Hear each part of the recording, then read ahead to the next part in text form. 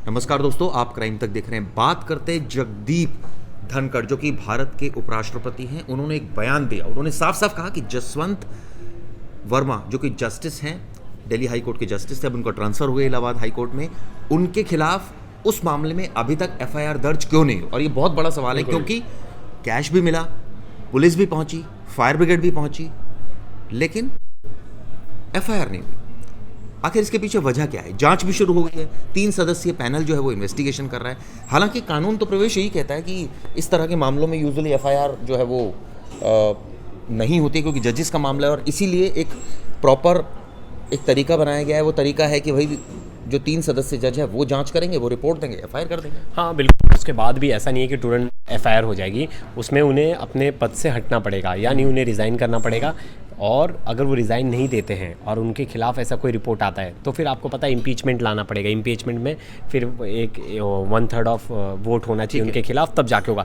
लेकिन उन्होंने जो एक इम्पॉर्टेंट बात कही है, जो मैं उनका कोट कर अभी पढ़ के बता रहा हूँ आपको।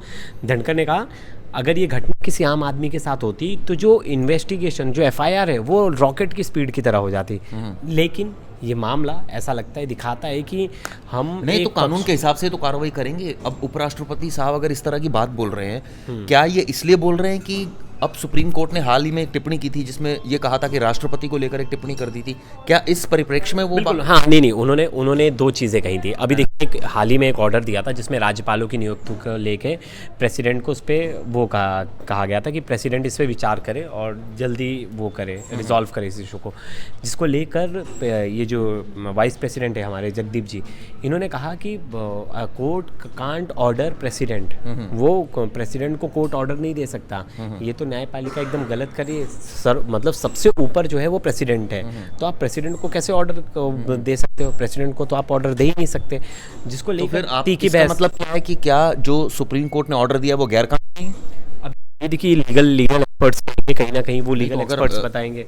देश के उपराष्ट्रपति बोल रहे हैं कि सुप्रीम कोर्ट जो है वो गाइड नहीं कर सकती या ऑर्डर नहीं दे सकती, तो ये तो मुझे राइट भी होंगे। हाँ, मुझे से बोल रहे हैं ना, ऐसे थोड़ी वो उपराष्ट्रपति कुछ भी बोल रहे हैं। मुझे लग भी रहा है, क्योंकि वो सही भी होंगे, क्योंकि हमने ऐसा कोई पुराने केसेस देखे नहीं। बहुत बार होता है कि ओरल डिक्टेशन में ओरली आप बोलते हो चीज़ें कि इस पे सोचना चाहिए सरकार को, लेकिन आप government as a government refer करते हो, लेकिन आप कभी डायरेक्टली प्रेसिडेंट को डायरेक्ट नाम लेके नहीं बोलते कि प्रेसिडेंट को इतने दिन में, क्योंकि याचिका भी थी कि प्रेसिडेंट उस पर वो नहीं ले रहे थे, संज्ञान नहीं ले रहे थे उस इशू को, वो तब से गवर्नर का जो इशू बचा। लेकिन कुछ और भी अहम मुद्दे बोले जो हमारे देश के उपराष्ट्रपति जगदीप धनखड़, उन्होंने कहा कि जज के घर मिले कैश मामले में हमें खुद से कुछ सवाल पूछने होंगे। बिल्कुल। और ये भी कहा कि इस देरी के लिए कोई सफाई नहीं दी जा सकती। ये भी कहा कि ये माफी योग्य नहीं है।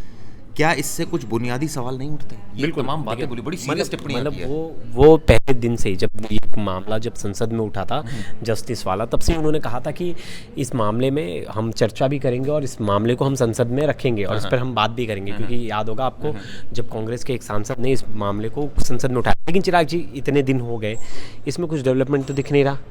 क्या कुछ हुआ केस में? तो लेकिन इससे पहले मैं उनका एक बयान और पढ़ देता हूँ। क्या कानून से परे एक श्रेणी को अभियोजन से छूट हासिल है? कितनी बड़ी बात बोली कि भाई क्या एक पर्टिकुलर ग्रुप को क्या उनके ऊपर क्या प्रोसिक्यूशन नहीं हो सकता? ये लेकिन सवाल ये भी है ना प्रवेश, जब कानून में एक प्रावधान है कि सुप्रीम कोर्ट के कोई भी जज या हाई कोर्ट के कोई भी चीफ जस्टिस, कानून ही बताया गया ना, कानून सदस्यीय पैनल वो जांच करेगा इन हाउस। कानून तो वक्फ बोर्ड के लिए भी था ना। हाँ। कानून गलत था, वक्फ बोर्ड के लिए कानून था ना, वो कानून गलत था, तो उसमें चेंजेस आए ना, तो इसमें क्यों नहीं रिफॉर्म ला सकते? इसमें भी चेंजेस ला क्यों नहीं सकते? इसमें भी तो चिराग जी वो हो सकता है, हम इसमें भी तो अमेंडमेंट ला सकते हैं। ये तो 1999 का आपको पता होगा कि जो वो है हमारा जो सुप्रीम कोर्ट का गाइडलाइंस है, उसी के हिसाब से ये केस चल रहे हैं। तो ज़रूरी नहीं है, अगर इसके लिए लॉज बन सकते हैं, संसद के पास पूरी पावर है, वो लॉ बना सकती है।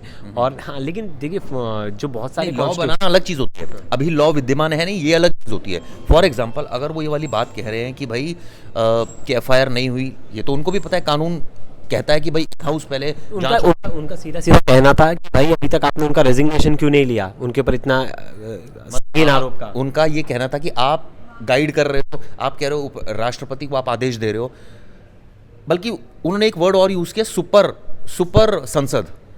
मतलब उन्होंने ये इसके लिए यूज़ किया कि न्यायपालिका आजकल सुपर संसद हो गई है। ये क्या मतलब है? आप कानून से ऊपर नहीं हैं। नहीं, दोनों चीज़ों को देख तो एक मिक्स फैक्टर दिखता है, क्योंकि जिस तरह से सुप्रीम कोर्ट ने प्रेसिडेंट को एक ऑर्डर किया कि आपको इस पे जल्दी विचार करना चाहिए, तो उन्हें कहीं ना कहीं वो चीज़ लगी कि Supreme Court is not higher authority to guide president को वो नहीं बता सकते उनका काम। और वहीं उन्होंने दूसरी तरफ आड़े हाथों उन्हें भी ले लिया चीफ जो हाई कोर्ट के जस्टिस बात बोली प्रवेश, ये बात मतलब गौर करने लायक है। जो हमारी टिप्पणियां हैं उन्हीं के बीच में बात थी।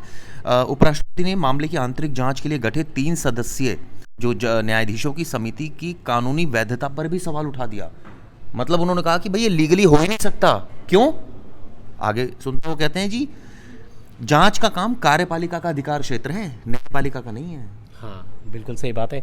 लेकिन देखिए बहुत बार हम देखते हैं जुडिशियल इंक्वायरी क्यों होती है? लेकिन जुडिशियल इंक्वायरी क्यों होती है? बस वही मैं बोला, एसआईटी फॉर्म होती है, कुछ भी ऐसे कोई बनाई जाती है तो उसमें रिटायर्ड जो ये सब क्यों रखे जाते हैं कोई भी जांच।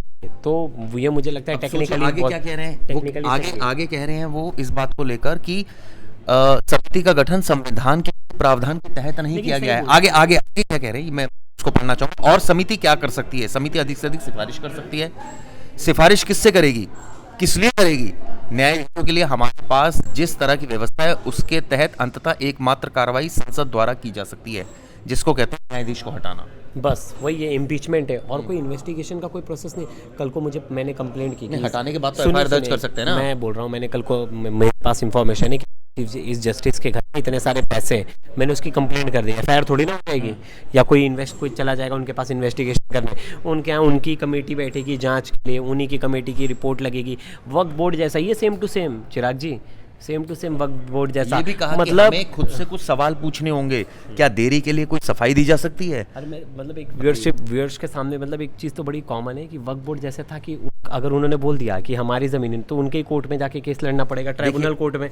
उसी तरह इनका ये, अगर किसी जस्टिस के ऊपर आरोप लग रहा है तो उनकी बेंच बैठ के उनका ही इंक्वायरी करेगी, फिर इंक्वायरी में उन्हें आगे सुनिए क्या बोल रहे हैं। अब राष्ट्र बेसब्री से इंतजार कर रहा है, राष्ट्र बेचैन है, क्योंकि हमारी एक संस्था जिससे लोग सर्वोच्च सम्मान और आदर की दृष्टि से देखते आए हैं वो अब कटघरे में है। कटघरे में तो बहुत सालों से। चिराग जी मैं इसका एग्जांपल दूंगा। मतलब हमारे यहाँ लीगल सिस्टम बहुत ही, मेरे हिसाब से बहुत ही ख़राब है। आपको बता दो क्यों। अब देखिए एक लड़का एक लॉ की पढ़ाई कर रहा है, एग्ज़ाम दे रहा है, वो मजिस्ट्रेट बन रहा है, डिस्ट्रिक्ट कोर्ट का जज बन रहा है, लेकिन वो बच्चा हाई कोर्ट और सुप्रीम कोर्ट पहुंचता नहीं। आपको पता है रेशियो कितना है मजिस्ट्रेट्स के? बहुत कम। मतलब इक्के दुक्के जजेस हैं जो मजिस्ट्रेट के जो चले जाते हैं वहाँ सुप्रीम कोर्ट और हाई कोर्ट पहुँचते। सुप्रीम कोर्ट पहुँचने वाले में तो एक ही 2 लोग हैं।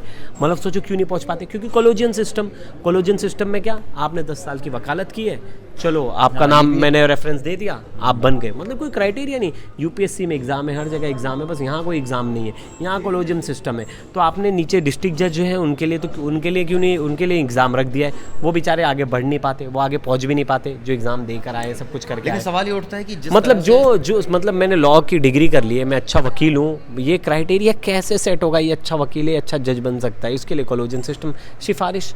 मतलब ये तो मुझे बहुत सालों से बहुत लोगों ने इस पे लिखा है कॉलेजियम सिस्टम पे, लेकिन कॉलेजियम सिस्टम का होने वाला कुछ नहीं, क्योंकि आपस में जजेस की लॉबी बहुत स्ट्रांग है। बहुत बार ये भी कहा जाता है कि एक तबके के लोग ही वहाँ बैठे हुए हैं और एक दूसरे को प्रमोट करते रहते हैं। तो इस तरीके की कई सवाल उठते आ रहे हैं और बहुत बार इसको लेकर गहरी डिबेट हो चुकी है। लेकिन अब जिस तरह से उपराष्ट्रपति ने तमाम बातें, आपको पता है किरण रिजिजू जब वो थे लॉ मिनिस्टर थे, तो उन्होंने कॉलेजियम सिस्टम पे सबसे ज़्यादा सवाल उठाए थे। देखो इतनी पावर्स थी जस्टिस लोगों की कि उनको हटा दी, कि उनका जो टेन्योर था लॉ मिनिस्ट्री का वो आगे बढ़ा नहीं।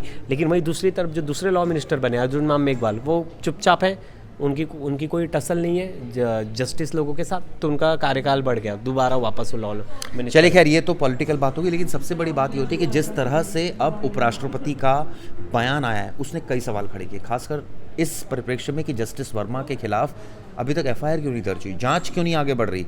और ये भी उन्होंने कहा कि ये जो समिति का गठन किया गया है ये गैर कानूनी है, संविधान में कोई प्रावधान ही नहीं है। इस तरह की तमाम बातें बोली।